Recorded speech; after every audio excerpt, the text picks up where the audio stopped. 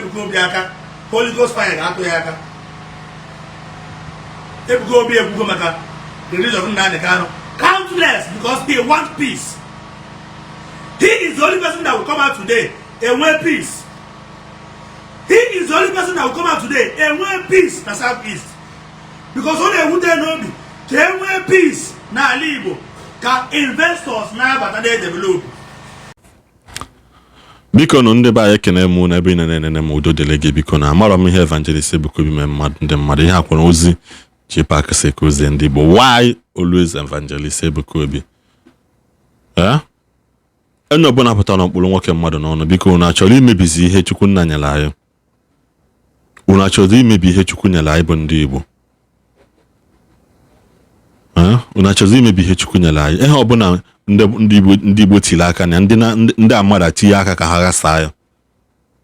Ulu echi na Evangelist Ebuka Obi na we go for consultation fee. Unu nwa ya sịkwa na ọ na-ego consultation.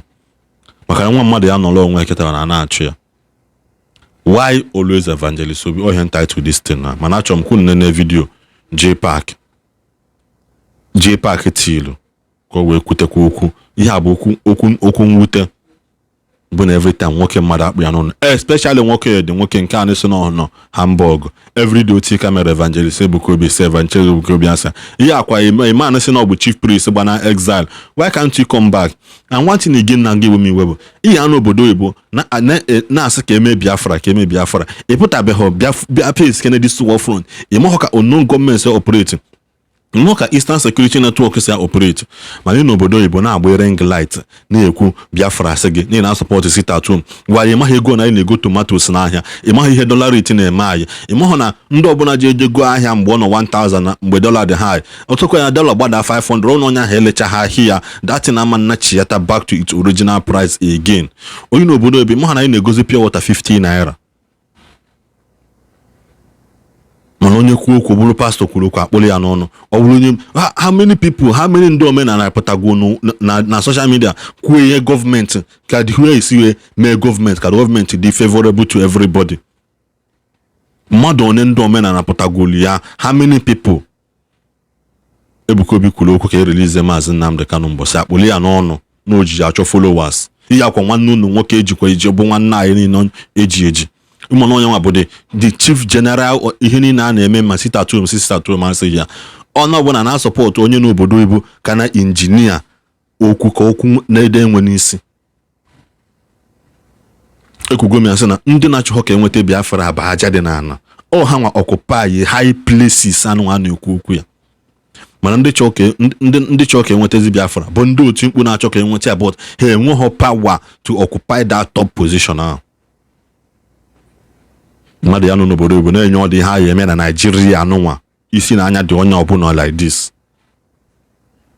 The energy unu na-enwe bụ generate energy unu nwe towards clergymen that have come out and stood in the gap for Nigeria, because if God has not been on our side in this country ka ihe mmadụ ka ya eme maka na onwe ndị dedicate their life to pray for the betterment of this country. We are blessed, but the only natural disaster I in this country is leadership. Now the only natural disaster I in Nigeria no leadership. Ihe ọbụla anyị chọrọ na Nigeria no dia, mano leadership. Mana nene video no anyị na chiata ọzọ. Traditional woge di bro chege bi eba.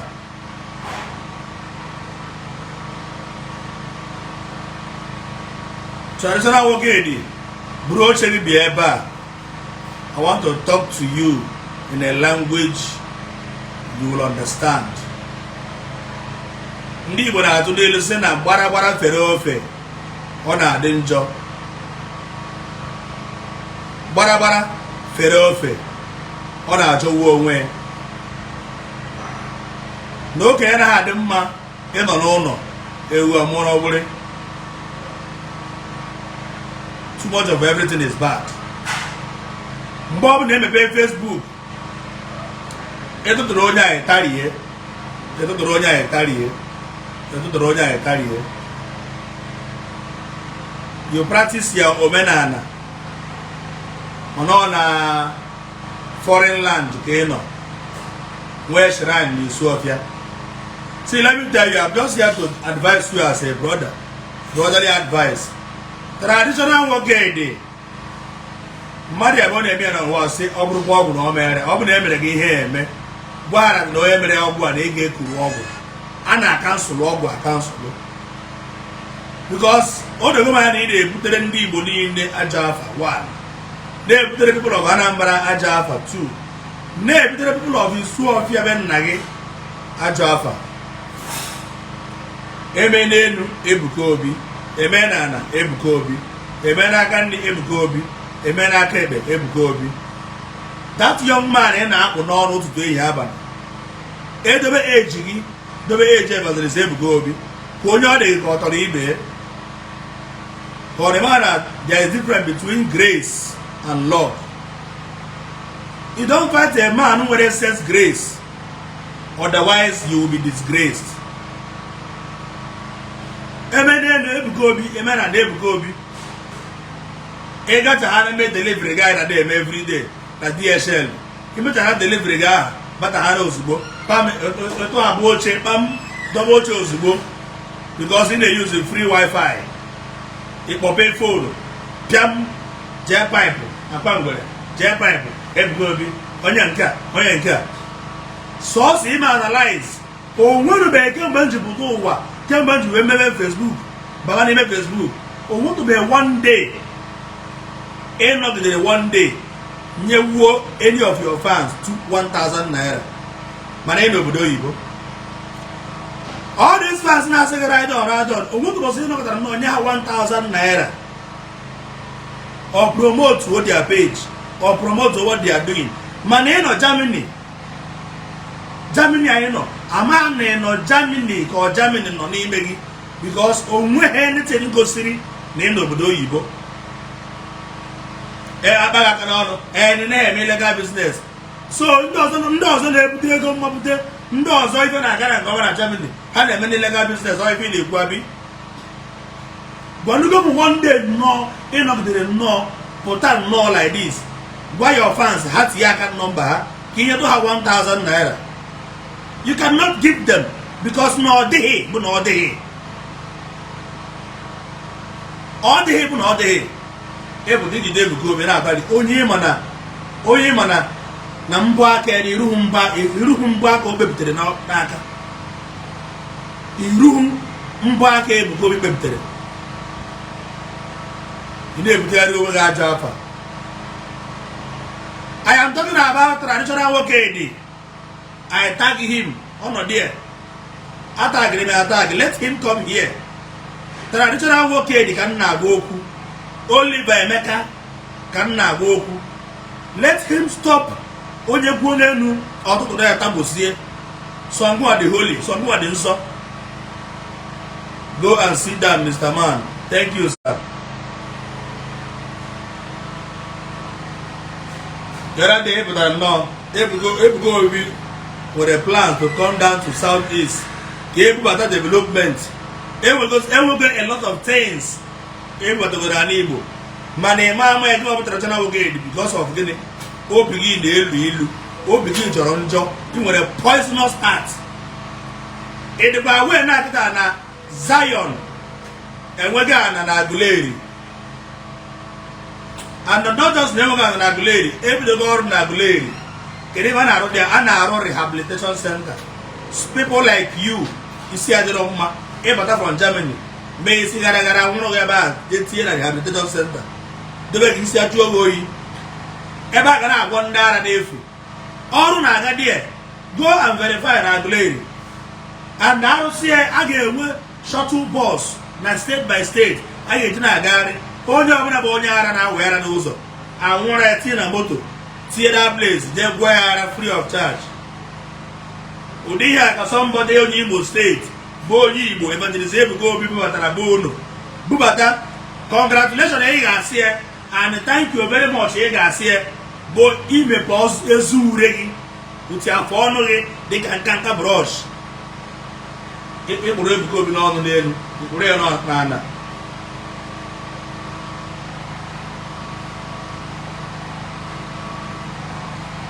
Iba, time is here.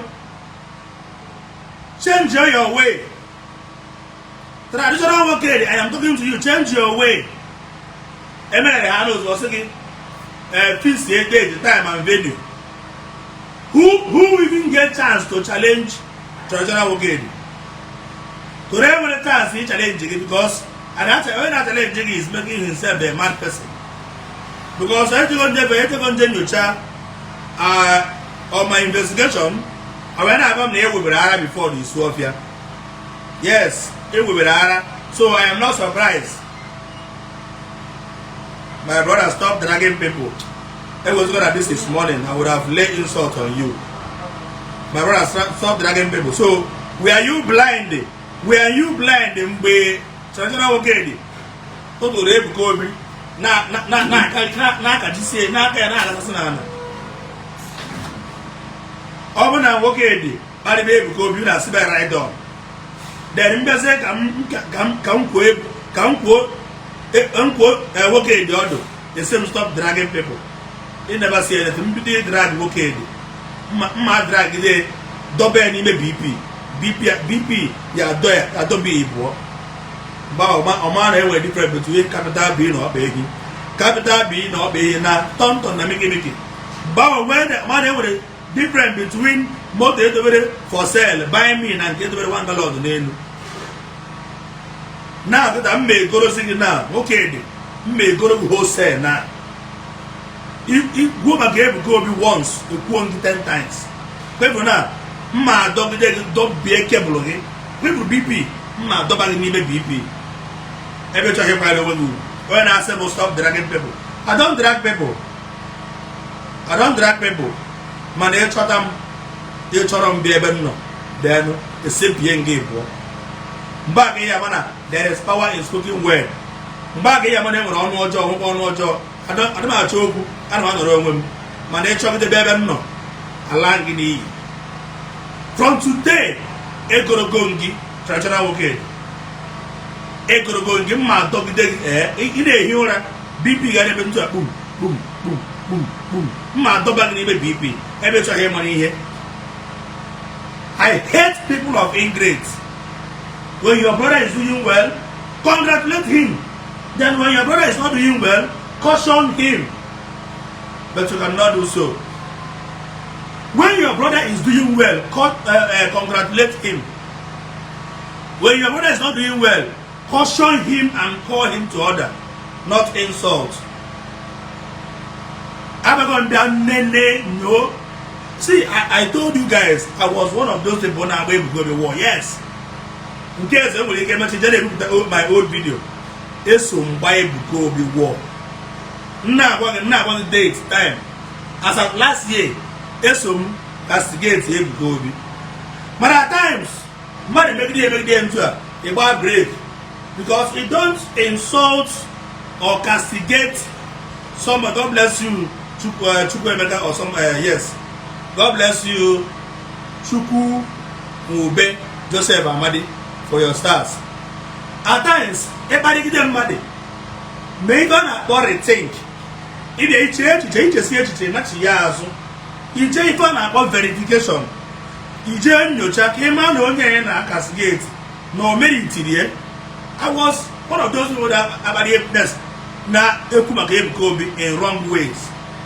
But at times, Messia not yet as Nje and about yes in your chat.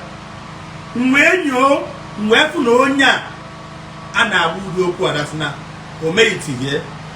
I have to retract my movement.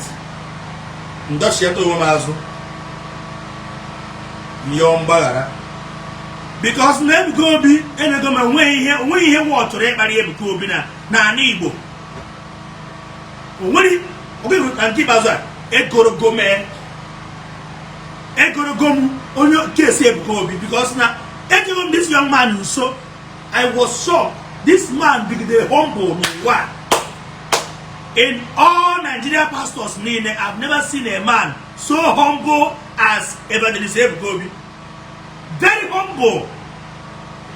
If you're a rich man, even and Ebuka Obi, or you're doing me for 5 hours because he are rich and not because he will ego. Come to ministry, he have Jpac, Jpac, Nande Pakatara. Land Cruiser, but they cannot be able to see him. If Ndi Igbo Jpac and Ndi Land Cruiser, but they cannot be able to see Ebuka Obi. Ndi Ebuka Obi na concentrate poor people. Nnecha this one say, Onya ka na akpari. Ndi Igbo unu amara ife unu nwere n'ụwa, I swear to God. Unu emeghere ife akpari ndị Nnamdi Kanu. Suo Nnamdi Kanu imi, were Nnamdi Kanu nyefere aka ndị DSS. Because Ndi Igbo na-abụ onwe ife ọbụla Chineke nyere Igbo. Ha ya na ha value ya. I suppose were na-achị ya kwụ. Takwa for 400 years. When we suffer, then I put up from the sufferness and I value ihe ọbụla Chineke nyere anyị. Nnamdi Kanu bagidere mbana. Today, nobody remember him. Nobody remember him. No prophet, no pastor, no dibia, no wine, no chief priest. Nobody remember Nnamdi Kanu. But today, Open Ebuka Obi na-ekwu okwu na-ekpe ekpere na-eme fasting na-eme phone call na yobiko ya release Nnamdi Kanu. Some idiots, some fools as na Ebuka Obi anara ego. So Ndi Igbo mabu buo zo killing themselves. Yes, onwere ife ọma na-abata n'Igbo na last day. Onwere ihe ọma na-abata n'Igbo na last. Sunday Igbo ho do the same time ka ọ bara ime. Ndị Yoruba niile jee meeting megide release Sunday Igbo ho. Yoruba niile mana Tinubu abụghị ezigbo mmadụ, but ha niile mere gịnị support Tinubu. Ha niile support Tinubu because everybody chọrọ ka nke ha dịrị. Everybody chọrọ ka nke ha dịrị, mana nke ndị Igbo bụ ọ bụrụ na onye Igbo na-eme mistake, anyị ga-enyere ya abụpụta n'iro la ya n'iyi. That is why Peter Obi ji wee pụta ka ọ zọọ election. The same Ndi Igbo wee gwe categorically gwe ho ha then hear a win that they will not support you. Aka n'elu unu aka unu ji achọ Biafra n'elu unu. I just n'elu unu ịwọchi ya adị m ekwuzi okwu Biafra again. Adị m ekwuzi okwu Biafra si Biafra na-asọrọ. Ihe ndị si apụtakịta abụ ka Maazị Nnamdi Kanu pụtagodi n'ime because na aka Ndị Igbo ji na nke ikpeazụ a abụ ha ka eji achọ freedom. Even I won this morning, aka Ndi Igbo ji abụrụ aka eji achọ freedom at all. Anyị na-achọ freedom but na one day ababata nwụ na Christmas. Anyị na-achọ freedom. Adị m ekwuzi anything gbasara Biafra again. Ekwusigo m ikwu maka Biafra again. Even na-ekwuzi na-adịda abụ ka Maazị Nnamdi Kanu pụtagoro from DSS. Mana aka Ndị Igbo ji na nke ikpeazụ a abụrụ aka eji enweta Biafra. Let me just say this morning. Ọbụla aka eji enweta Biafra. Ị na-achọ Biafra mana ihe eburu egbe dobesi na bus stop na-agbawụsị ụmụnne niile onye bata na Christmas anwụrụ ya gbagwo kido na-abụ ya ha nchapụ struggle abi. That is struggle. Onye na-ere ogiri n'ime ahịa pụta were gbagwo onye ọkada ha nchapụ struggle. Adị m ekwusi maka Biafra again. Unu ama anụkwa na ọdụ m again until Ndị Igbo change. What my concern is let Maazị Nnamdi Kanu come out first ka anyị mara way out because the way Ndị Igbo na-ejesi na nke ikpeazụ ọ na-eju anya mmiri. Come back and develop. Operation, remember your home. Operation, develop your land. For where? More than billionaires. Look at Ajam Enugu. Over and Ndi Igbo, no America. Not so obodo oyibo. Goro na Enugu and a Lion Business Park. The highest in the whole of Africa. More than 5,000. What is the 5,000 acres of land? Man, do you know the reason why Oru had to wear the airports? Because of insecurity. Because of insecurity. Now, Alaba International,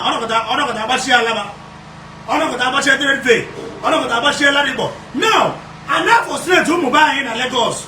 Umubai, they are willing to come back home and develop their land. But the problem is that if they develop Ben Nage,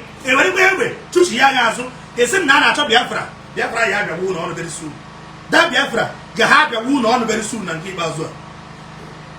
Oye kuogu atubek egbuo kuogu atubek egbuo gị na nwanne gị enwe problem ka unu ga-esettle problem unu nwere amicably ejebole ndị non-government bụ ndị na-esettle si case the next news bụ abịa buru gị ekwo ụgwọ esi na Biafra unu asị na ihe abụ Biafra aka na-elu unu I just dey look ona Christmas na-eru ndị nne anyị na ndị nna anyị ama abata mee ụmụ ha enjoy Our fathers and our mothers cannot come back home and enjoy their children because now they are Biafra. And they don't know. I just the look on now. A man no. If the price of a nationhood will be by regular bloodletting, let there be a nation. Let there be no nation. Let there be no nation. Nobody will talk. Every blogger will close mouth. Every comedian will close mouth. Pastors will close mouth. Bishop and reverend, my chief priest, my leader, everybody will close mouth. Then if God ordains somebody that will speak for Ndi Igbo, online because of getting no Kuroku, I pity for Ndi Igbo. I pity for Ndi Igbo. At that time, now am I truly an Igbo person? Because I'm my mother they are doing in America. I won't be part of this rubbish. How many my mother they are doing in Europe? By now, my boy in Nigeria. Or talk of this man boy Igbo. Because now I'm not anybody too much. Somebody will make money to come back home to develop his father's land. Money are not on or Bam because of the Mabu. Has a name of struggle. Money are soon a government here or Mamma food all around because of struggle. Everybody was sabo. Everybody was sabo. This harder will come out and speak up because this is getting out of hand. Kidnapping and robbery is it part of the struggle? I want to ask. Traditional working, you will not see all this thing and talk. A man for this thing, I don't even live on daily basis. And they borrow money on daily basis. You will see this and talk. No, if you go to the Hanados, and today, I rather be in exile and be saying the truth.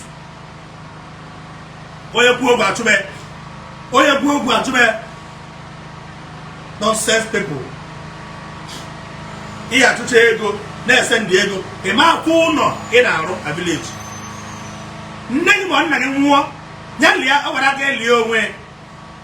Also, did not much more the whales of whatever. He must have said, keep a dozen somebody that you will not bury your mother, that you will not bury your father, that you have to bring 5 million, 10 million. On what basis? Is it part of the struggle? Come to put in the pond again. Powerful and people again go to the one about generation there. I Fulani has met. Now they go in and can now Fulani has met. I can actually one demo. Fulani has met and now I can actually demo. I'm a media not Germany. Bring that time and say the truth for once. Stop bringing the face of Ndi on every of your live broadcast. All your live broadcasts, the book Ndi freedom. And then with the freedom na Germany. Get with the freedom na UK. First of all, we must have to be free from evil within ourselves.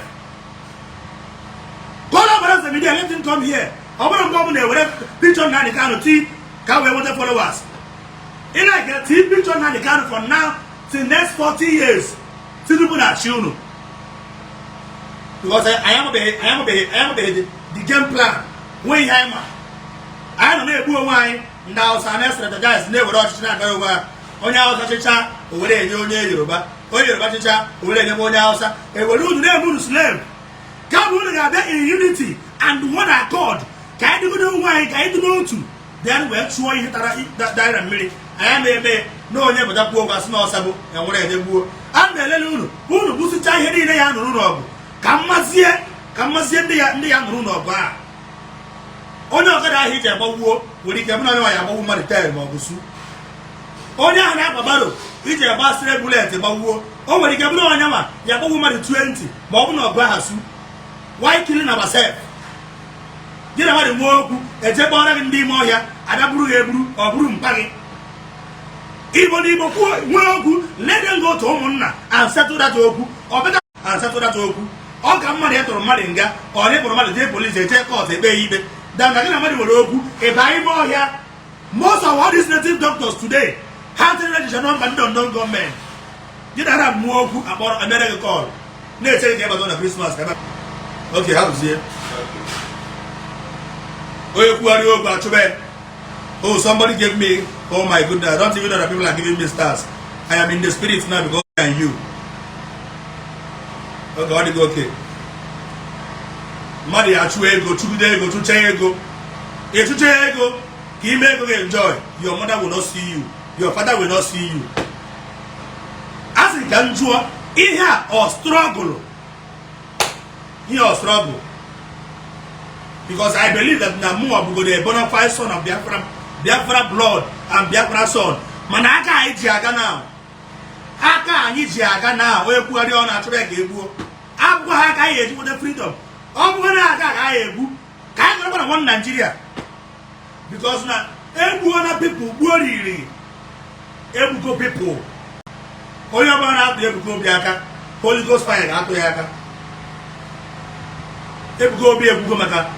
The reason of Nani countless because they want peace. He is the only person that will come out today and wear peace. He is the only person that will come out today and wear peace in the southeast. Because only who they know me can wear peace na Igbo. Can investors now but they develop.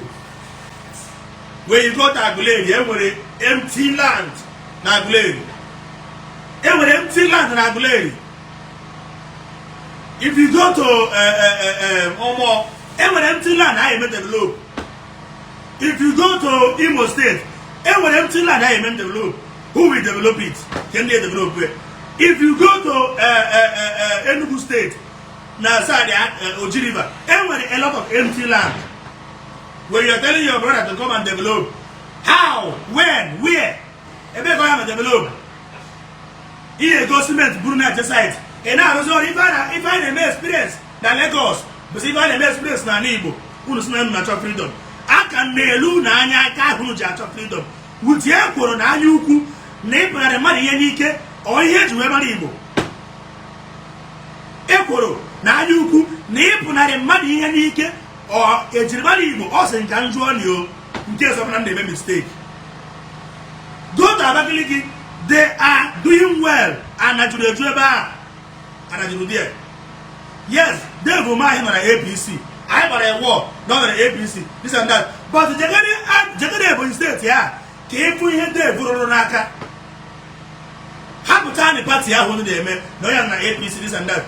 Jazen who put here there with my hero on Ebony State. He on up with an Andausa because he have a guy, he have a guy lie. Jen who put Kai on up with an Abuja. It was who had up the president. President focus on Ebony State and we have one classical the Ebony State. And I'm when I move like that, the answer is no.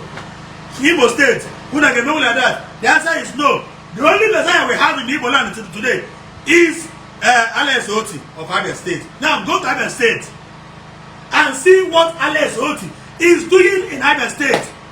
Currently, Abia State Governor Alex Oti just submitted a DSS. Now you have to go to Berenada. Get released area one day working. Come and come shorty. Alex Oti, but they go come shorty. Get released in Nandekano. Who will do that? There are few. But only Attire. Go to Abia State now. For over 10 years of administration, Abia State, they may experience SB Fernando until a day like this. But Alex Oti, go to Abia. No, I'm going to Zobu. Jane Abia, even our own Abia, Julius Berger. Julius Berger, or even our own Abia State. Alex Oti, God will bless you. Who will do that? And they go to Igbo State. Oh, okay, but you say too much. Your name is sorry.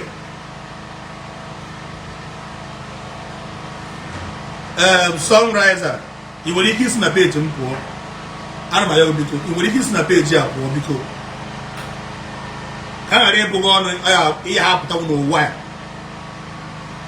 Kana re bugo ono ima hapụta no wa. Sunriser si na my page po. Ma obu na mo ke na agwa o. Unless you are replying somebody.